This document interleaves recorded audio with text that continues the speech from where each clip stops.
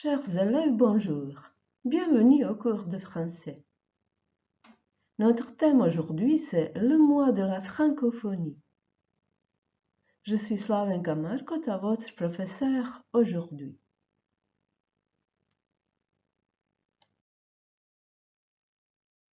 Les acquis d'apprentissage sont: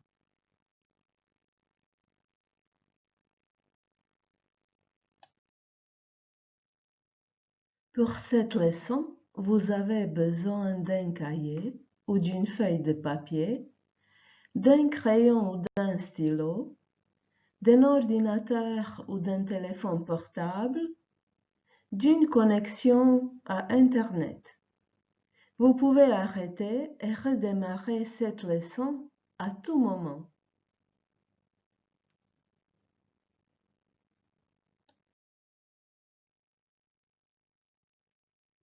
La francophonie. Réfléchissez et répondez. La francophonie, qu'est-ce que c'est?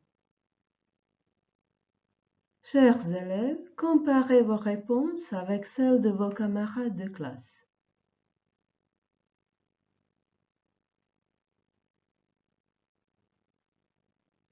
Écoutez maintenant un document sur la francophonie et identifiez deux significations de ce mot. Le mot de la semaine, très certainement, c'est francophonie. Non pas seulement le titre du festival francophone en France, on en parlait hier dans le mot de l'actualité, mais la francophonie en général. Et le mot n'est pas simple, parce qu'il a deux significations. D'abord, il peut désigner l'ensemble des gens qui parlent français, partout dans le monde, quel que soit leur pays. C'est le premier sens. On le comprend bien, hein. Francophonie, franco, ça évoque le français. Phonie, ça vient du mot grec phoné, qui veut dire voix. Francophonie, mot à mot, c'est la voix française. Le fait d'utiliser sa voix en français, donc de parler français. Alors, c'est un mot qui peut avoir un sens très concret, les gens qui parlent français, ou un peu moins concret, toutes les zones géographiques où l'on parle français. Tous les endroits du monde où on parle français, c'est la francophonie. C'est le premier sens. Mais il y en a un autre. Lorsqu'on met un F majuscule au mot francophonie, là, on veut dire les institutions qui représentent la francophonie. C'est plus abstrait. C'est, par exemple, l'Organisation internationale de la francophonie et tous ceux qui travaillent avec elle. C'est un petit peu la même différence qu'on a quand on dit la France pour dire le pays, les Français, et la France pour dire, par exemple, que à Bruxelles, la France a dit non à telle proposition. Qu'est-ce que ça veut dire là? La France, c'est abstrait, c'est le gouvernement, l'État français. Donc on a la France, les Français, la France, le gouvernement. Pour la francophonie, c'est à peu près la même chose. Chers élèves, répondez aux questions. Quel est le thème de ce document? Pourquoi le mot est-il compliqué? Quelle est l'origine de ce mot? Quelle comparaison utilise-t-on pour expliquer ce mot? Quels sont ces deux sens, deux significations?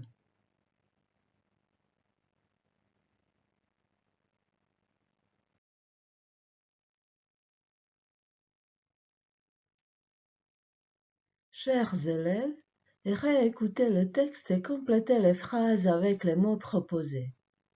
Recopiez le texte dans vos cahiers. Les mots proposés sont institution, français, gens, endroit, francophonie, zone, parle. La francophonie, c'est l'ensemble des qui français. Partout dans le monde, toutes les géographiques où on parle, tous les du monde où on parle français et les qui représentent la. Chers élèves, j'espère que vous avez réussi à compléter ce texte.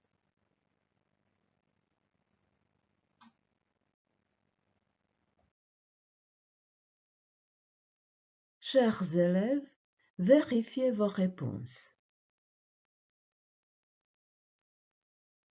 Le mot franco évoque le français et le mot phonie vient du mot grec phonia et signifie voix. Donc c'est la voix française. C'est parler français. Le mot n'est pas simple parce qu'il a deux significations, deux sens. Un sens concret, ça veut dire toutes les zones géographiques où on parle français, tous les endroits du monde où on parle français, l'ensemble des gens qui parlent français partout dans le monde. Et l'autre sens, qui est un sens abstrait, ce sont les institutions qui représentent la francophonie, par exemple l'Organisation internationale de la francophonie.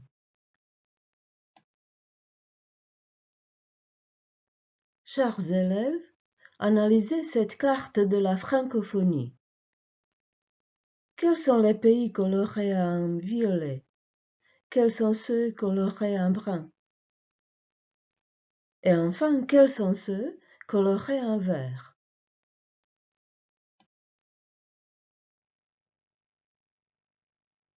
Dites quels sont les pays membres, c'est-à-dire les États et les gouvernements, les membres. Quels sont les États et les gouvernements membres associés? Et quels sont les États et les gouvernements observateurs? Il y en a combien dans chaque catégorie?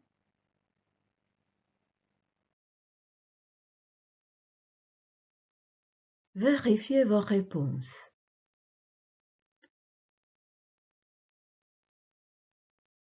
Il y a 54 États et gouvernements membres. Citez-les, s'il vous plaît.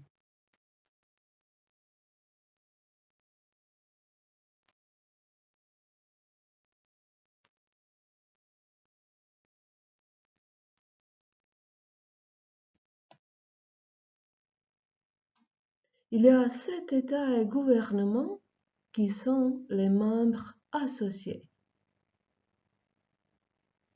Citez-les.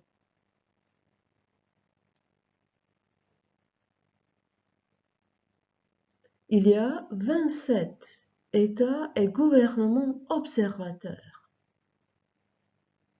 Citez quelques-uns.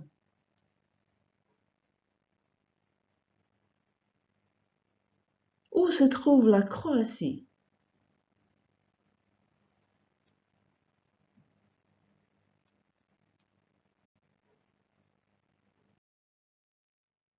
L'Organisation internationale de la francophonie.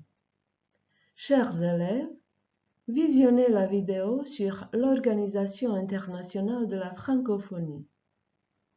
Cliquez sur le lien suivant bit.ly franco2 ou scannez ce code QR.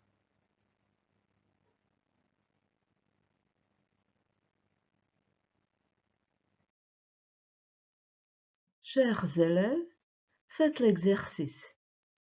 L'Organisation internationale de la francophonie a un coup d'œil. Cliquez sur le lien suivant bit.ly franco2 ou scannez ce code QR.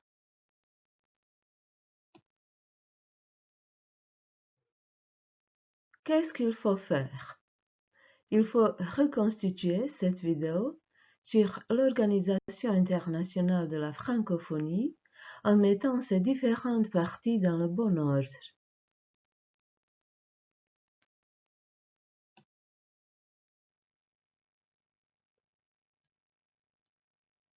Chers élèves, faites l'exercice. Cliquez sur le lien bit.ly franco3 ou scannez ce code QR.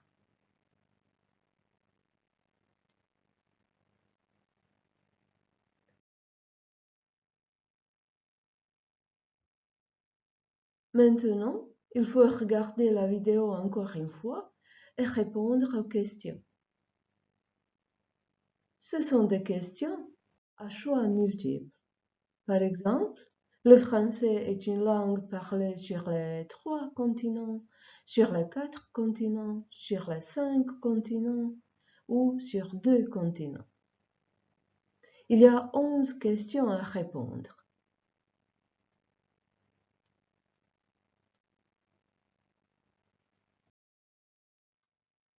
Journée mondiale de la francophonie. Réfléchissez et répondez. Quel est le mois de la francophonie et pourquoi? Quand est-ce qu'on fête la journée mondiale de la francophonie?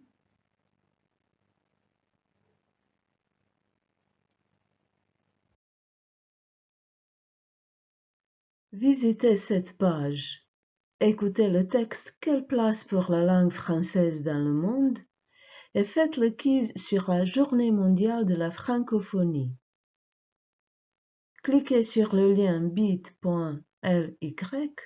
de Franco 4 ou scannez ce code QR. Quels sont vos résultats? Vous avez réussi à répondre à toutes les questions? Vous pouvez toujours valider vos réponses et refaire l'exercice.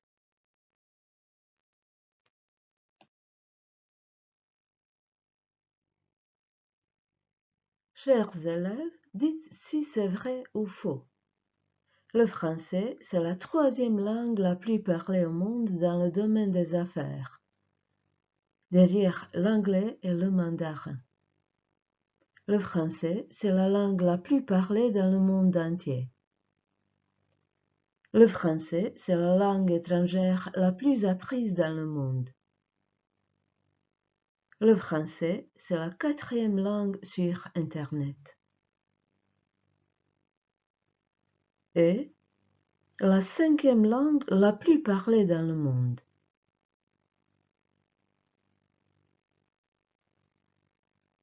Chers élèves, j'espère que vous avez découvert les propositions qui sont vraies. C'est la 3e langue la plus parlée au monde dans le domaine des affaires, la 4e langue sur Internet et le français, c'est la 5e langue la plus parlée dans le monde. Le français occupe la 2e place concernant la langue étrangère la plus apprise dans le monde. Mon français, c'est la langue de partage, de culture. Je l'aime pour sa musicalité. Mon français, je l'aime pour sa littérature, sa philosophie et sa musique. Et vous, qu'aimez-vous dans la langue française? Chers élèves, écrivez vos réponses dans vos cahiers. Chers élèves, nous sommes arrivés à la tâche finale. Faites vivre la francophonie dans votre école. Vous visitez cette page web indiquée ici et vous analysez les activités organisées à l'occasion de la fête de la francophonie 2020. Vous proposez à votre professeur de français quelques activités à préparer pour la fête de la francophonie en 2021 concernant un événement public qui sera organisé dans votre école. Enregistrez-vous sur vos carreaux.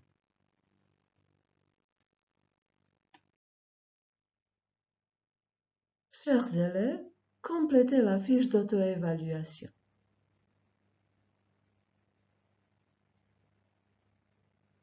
Je peux définir le concept de la francophonie. Je peux proposer quelques activités pour le mois de la francophonie ayant pour l'objectif la promotion de la langue française. Je comprends l'importance des missions et des activités de l'OIF pour un monde plus juste et plus démocratique. Oui, oui, mais pas complètement, pas encore.